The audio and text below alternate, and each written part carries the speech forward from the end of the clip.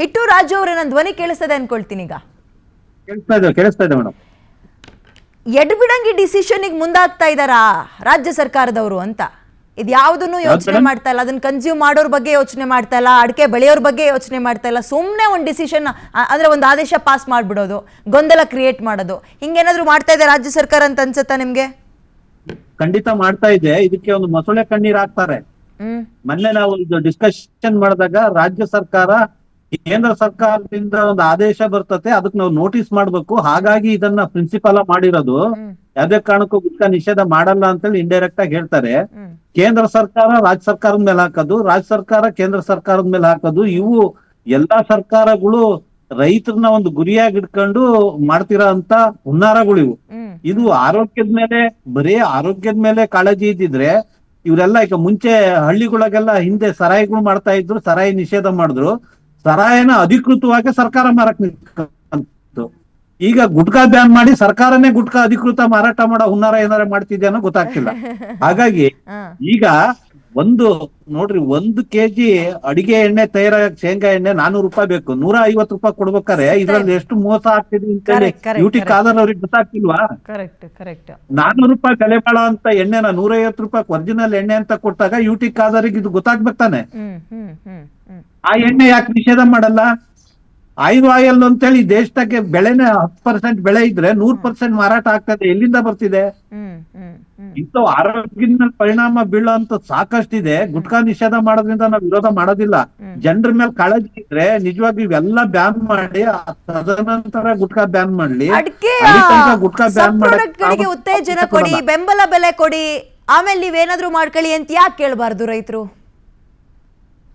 ಇಲ್ಲ, ಬೆಂಬಲ ಬೆಲೆ ಅನ್ನೋದು ಸರ್ಕಾರ ಕೊಡೋ ನೈತಿಕತೆನೇ ಇಲ್ಲ ಮೇಡಮ್. ಈಗ ಒಂದು ಅಡಿಕೆ ಮರ ಬಿದ್ರೆ 16 ರೂಪಾಯಿ ಕೊಡ್ತಾ ಇದ್ದಾರೆ. 16 ರೂಪಾಯಿ ಮರ ಕಟ್ ಮಾಡಿ ಹೊರಗೆ ಹಾಕಕ್ ಆಗ್ತಿಲ್ಲ. ಇವ್ರು ಸರ್ಕಾರದ ಯೋಗ್ಯತೆಗೆ ಆ ಒಂದು ಬೆಂಬಲ ಬೆಲೆ ಕಟ್ಟೋಂತ ಒಂದು ಚೈತನ್ಯಗಳು ಸರ್ಕಾರಗಳಿಗಿಲ್ಲ. ಏನೋ ಮೂಗಿ ತುಪ್ಪ ಹಚ್ಚಬೇಕು ಹಚ್ತಾರಷ್ಟೇ. ಹಾಗಾಗಿ ಇದು ಆಲ್ಟರ್ನೇಟಿವ್ ನಮ್ಗೆ ಅಡಿಕೆ ಬೆಳೆಗಾರರಿಗೆ ಪರ್ಯಾಯ ಮಾರ್ಗ ಸಿಗೋ ತನಕ ಗುಟ್ಕಾ ನಿಷೇಧ ಯಾವ ಕಾರಣಕ್ಕೂ ಮಾಡ್ಕೊಡುದು. ಓಕೆ ಬಂದೆ ನಾನು ನಿಮ್ಮ ಹತ್ರ. ಶ್ರೀನಿವಾಸ್ ಅಂತ ಹುಳಿಮಾವಿಂದ ಒಬ್ರು ಕರೆ ಮಾಡಿದ್ದಾರೆ. ನಮಸ್ಕಾರ. ನಮಸ್ಕಾರ ಮೇಡಮ್. ರೈತರ ಸರ್ ತಾವು? ರೈತರಿಲ್ಲ ಮೇಡಮ್, ನಾವು ಬೆಂಗಳೂರಲ್ಲಿ ಒಬ್ರು ಕೆಲಸ ಮಾಡೋರು. ಓಕೆ.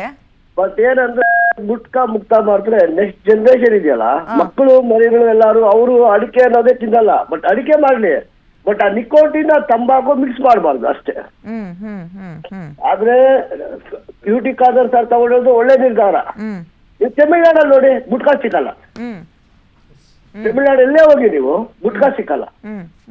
ಯಾಕೆ? ಅಲ್ಲಿ ಅಡಿಕೆ ಬೆಳೆಗಾರ ಇಲ್ವಾ? ಅಲ್ಲಿ ಜಾಸ್ತಿ ಬೆಳೀತಾರೆ ಮೇಡಮ್ ಅಡಿಕೆ. ಆದ್ರೂ ಅವರು ಅಡಿಕೆ ಗುಟ್ಕಾ ನಿಷೇಧ ಮಾಡಿದ್ದಾರೆ. ಓಕೆ, ಯುವ ಪೀಳಿಗೆಯ ಭವಿಷ್ಯ ದೃಷ್ಟಿಯಿಂದ ಇದನ್ನ ಬ್ಯಾನ್ ಮಾಡಿ ಅಂತೀರಿ? ಯುವ ಪೀಳಿಗೆ ನೋಡಿ, ನನಗೆ 2 ಮಕ್ಕಳಿದ್ದಾರೆ. ಓಕೆ, ಮೋನಿಶ್ ಚಿರಾಯು. ಅದ್ರ ಜೊತೆಗೆ ಯಾಕೆ ಸರ್ ಈ ಮದ್ಯ ಸಿಗರೆಟ್ ನೆಲ್ಲ ಬ್ಯಾನ್ ಮಾಡಿ ಅಂತ ಕೇಳಲ್ಲ ಯಾರು? ಅದು ಮಾಡಿದ್ರೆ ನೋಡಿ ಮೇಡಮ್, ಅದು ಮಾಡಿದ್ರೆ ಇನ್ನ ಸಂತೋಷ. ನೆಕ್ಸ್ಟ್ ಪೀಳಿಗೆಗೆ ಎಲ್ಲಾ ಬಿಟ್ಬಿಟ್ರೆ ಆರೋಗ್ಯ ಅನ್ನೋದು ಅವ್ರು ಕೇಳದೆ ಬೇಡ, ಆಟೋಮೆಟಿಕಲಿ ಅದು ಅವ್ರಿಗೆ ಏನೇ ಊಟ ಮಾಡ್ಲಿ ಅವ್ರು ಆಟೋಮೆಟಿಕ್ ಆರೋಗ್ಯದಿರ್ತಾರೆ.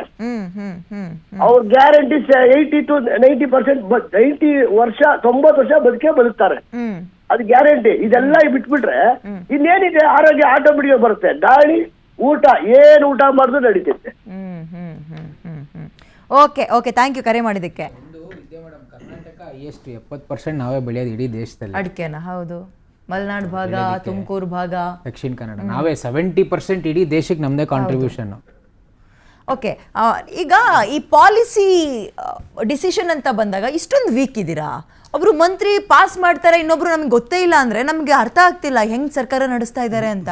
ನೋಡಿ ಮೇಡಮ್, ಸರ್ಕಾರ ಸುಭದ್ರವಾಗಿದೆ. ಸರ್ಕಾರದ ಮುಖ್ಯಮಂತ್ರಿಗಳು ಮತ್ತು ನಮ್ಮ ಆರೋಗ್ಯ ಸಚಿವರು ನೇರವಾಗಿ 35-40 ವರ್ಷದ ಹಳೆ ಸಂಪ್ರದಾಯವನ್ನ ಬ್ರೇಕ್ ಮಾಡ್ತೀರಿ. ಬ್ರೇಕ್ ಅಂದ್ರೆ ತಪ್ಪಾಗ್ತದೆ, ಬ್ಯಾನ್ ಮಾಡ್ತೀವಿ ಅಂತ ಬಂದಾಗ ಅದೊಂದು ದೊಡ್ಡ ಡಿಸಿಷನ್ ಸರ್.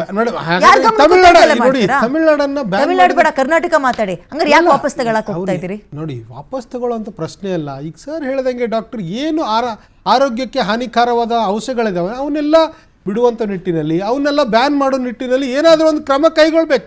ಈಗ ನಮ್ಮ ಸರ್ಕಾರ ಬಂದಿದೆ ಅಂದ್ರೆ ಸುಮ್ಮನೆ ಹೋದ್ರಲ್ಲ.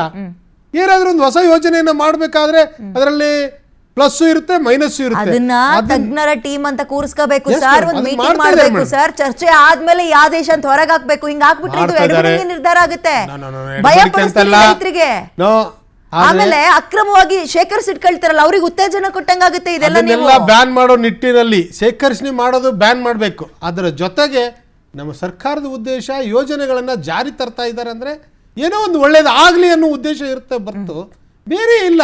ಇದರಲ್ಲಿ ನಾವು ಯಾವುದೇ ಕೃಷಿಕರಿಗಾಗಿರ್ಬೋದು ಬೆಳೆಗಾರರಿಗಾಗಿರ್ಬೋದು ವಿರೋಧ ಮಾಡುವಂತ ವ್ಯವಸ್ಥೆ ರೈತರಿಗೆ ಇಲ್ಲ. ಆಲ್ಟರ್ನೇಟಿವ್ ವ್ಯವಸ್ಥೆ ಏನ್ ಹೇಳಿ ಹಾಗಾದ್ರೆ? ಮಾಡ್ಲಿಕ್ಕೆ ಮಿಶ್ರ ಬೆಳೆಗಾರ ಅಡಿಕೆ ಮರ ಅಂತಿದ್ದಾರೆ. ಕಡ್ದು ಹಾಕ್ಬೇಕಾ No, ಹೊರಗೆ? no, no, ಇಲ್ಲ ಮೇಡಮ್, ಅಡಿಕೆ ಭಾರತೀಯ ಪಾರಂಪರಿಕ ಒಂದು ತಾಣದಲ್ಲಿ ಅಡಿಕೆ ಒಂದು. ನಮ್ಮಲ್ಲೆಲ್ಲ ಎಲೆ ಅಡಿಕೆ ವಿಳ್ಳೆದೆಲೆ ಅಡಿಕೆಯನ್ನು ಕೊಡ್ತಾ ಇದ್ದೀವಿ. ಹೀಗಾಗಿ ಅದು ನಮ್ಮ ಸಂಸ್ಕೃತಿಯ ಸಂಕೇತನೂ ಆಗಿರೋದ್ರಿಂದ ಅದನ್ನು ಬ್ಯಾನ್ ಮಾಡಿ ಅನ್ನೋ ಪ್ರಶ್ನೆ ಅಡಿಕೆ ಇಲ್ಲ.